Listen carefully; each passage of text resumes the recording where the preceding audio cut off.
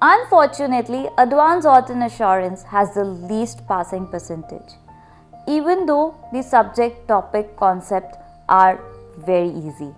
And why is that? That is because students typically make a lot of mistakes, lot of error while writing the exam. So I bring to you this video which covers common mistakes, common errors that students tend to make, which you should be avoiding if you are writing advanced audit and assurance paper.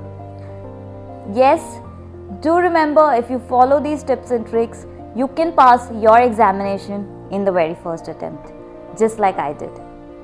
I'm Megha Bansali, ACCA and an Indian Qualified Chartered Accountant. And let's begin with what are the common mistakes that students make. So the exam paper or the pattern is divided as Section A, one question of 50 marks, which typically comes from risk, planning, group audit, ethics, and then your second part of the paper, Section B, has two questions of 25 marks each. First question, or probably any of the question out of the two, one is typically on completion and reporting, the other can be from anywhere. Now, how do you go about answering your 50 mark? First, the most important thing is to stick to the format. So the format always asks you to prepare a note. So the formatting of a note is, you need to have a heading that these briefing notes or these are briefing notes, to, from, date, subject, and introduction and conclusion. Now these two paragraphs are very important when you write a note. Typically introduction could be whatever is the requirement of the paper. So you can say these briefing notes are evaluating the risk, is talking about this procedure. So you could write about that. Conclusion could be very simple, very standard, that significant audit risks have been highlighted. These need to be taken care when audit has been performed. So something like that could be your conclusion.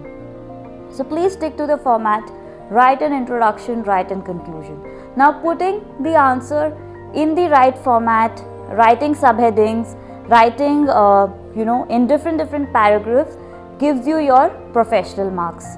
So that is why it is also very important. So the first question of 50 marks has 10 professional marks. So you can expect good 5 marks for following the right appropriate format. Formatting just does not mean introduction, conclusion, to, from. Formatting also includes writing proper subheadings, explaining each point in different paragraphs. Now moving on to answering the question. So first part typically asks you to evaluate the risk. To evaluate the risk, very important is to calculate your materiality. Materiality calculation can give you about 2 marks.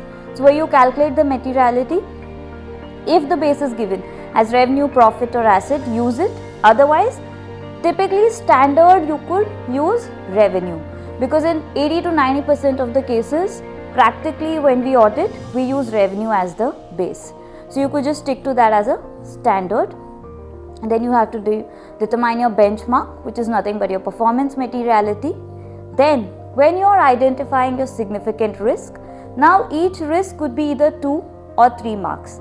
There is no standard marking system for this. Reason being, if figures are given and if you are calculating the materiality, then typically you get half a mark for that. So an extra added marks is available for it. So how you typically write is, if you are talking about other income. So you say other income is 15%, 20% of revenue. Therefore it is a material ledger, and then you could just describe what the risk is. So that gives you another mark.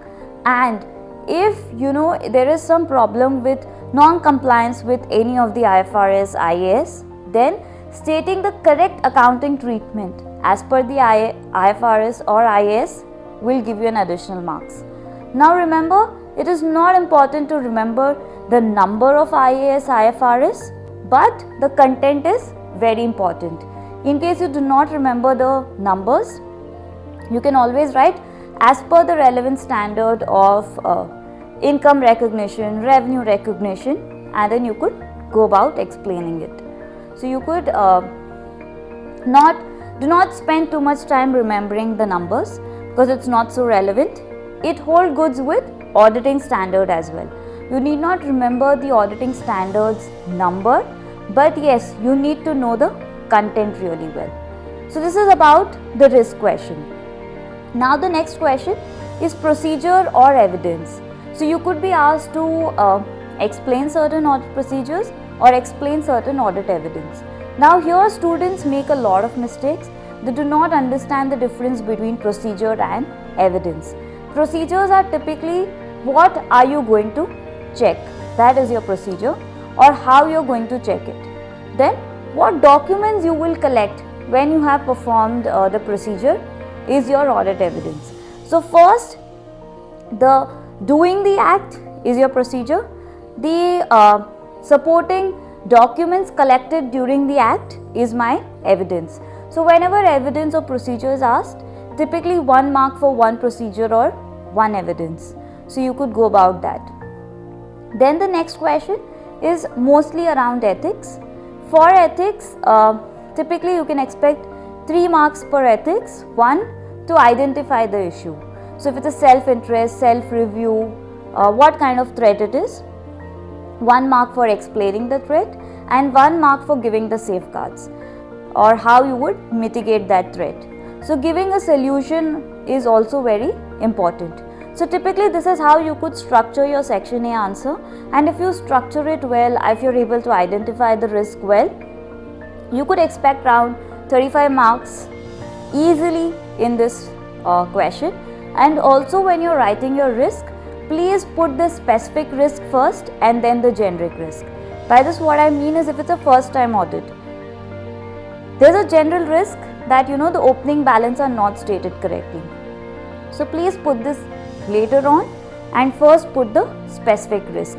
That again helps you get your professional marks, because what the examiner is looking at, how well you can relate to issues mentioned in the question.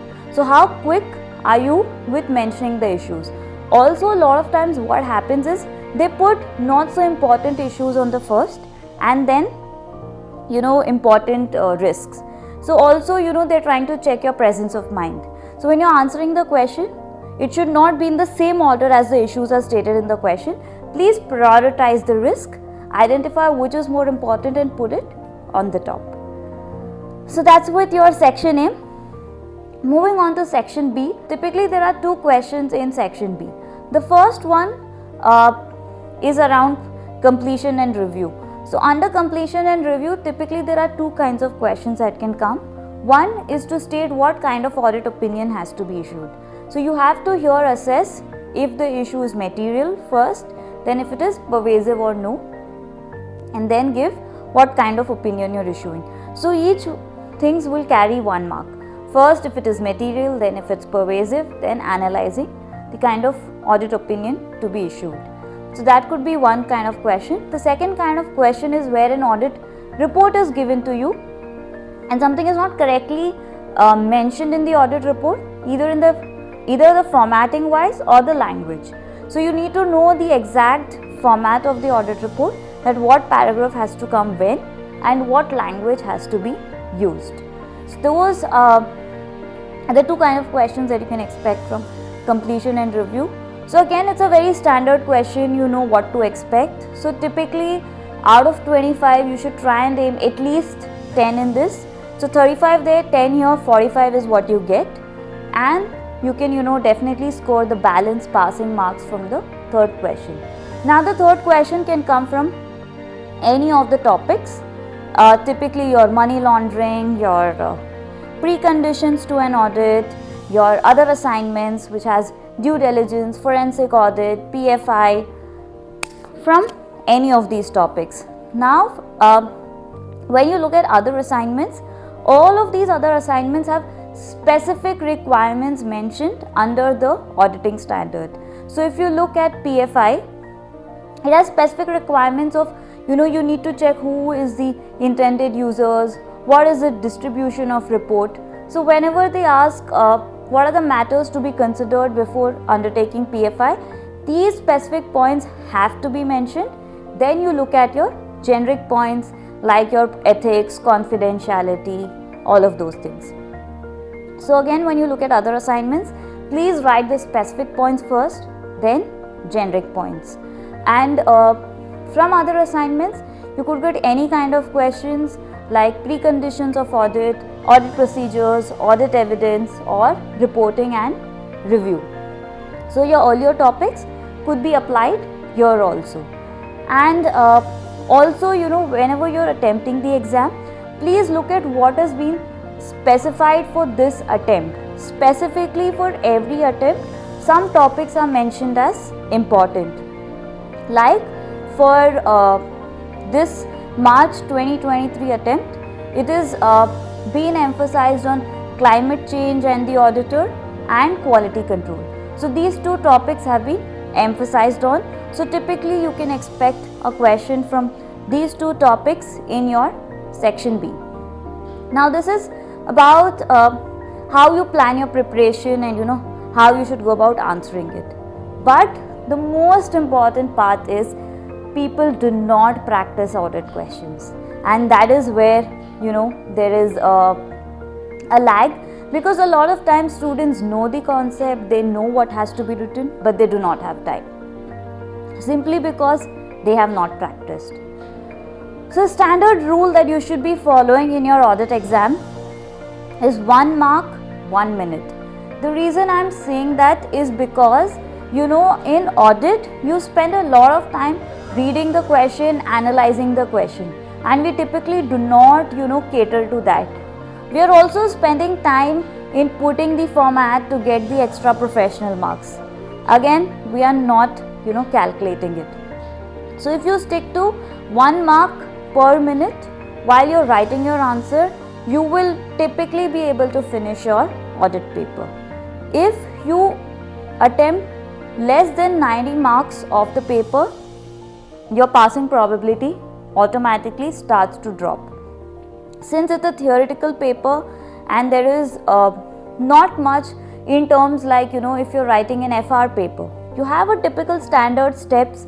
If you've done those steps, you get a marks. But in case of audit, it is more of a subjective paper, so it is more of common sense, more of logic. So something can be right for you but not right for the examiner.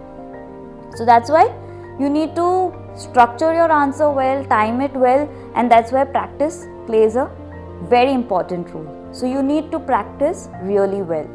Another thing that people miss out is learning the right IFRS and IAS. So you need to have a very good hold on IAS, IFRS. So my advice would be typically plan your SBR paper before your AAA paper so that you're thorough with all the IFRS and all the IAS. Another important thing that students miss out is completing EPSM. If you complete the EPSM model, your ethics, professionalism, professional code, professional conducts automatically get way more stronger. So it's very easy to answer ethics related question.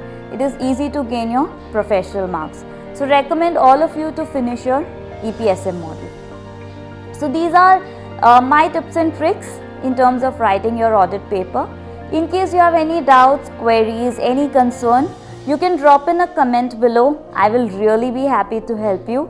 And all the very best for your examination.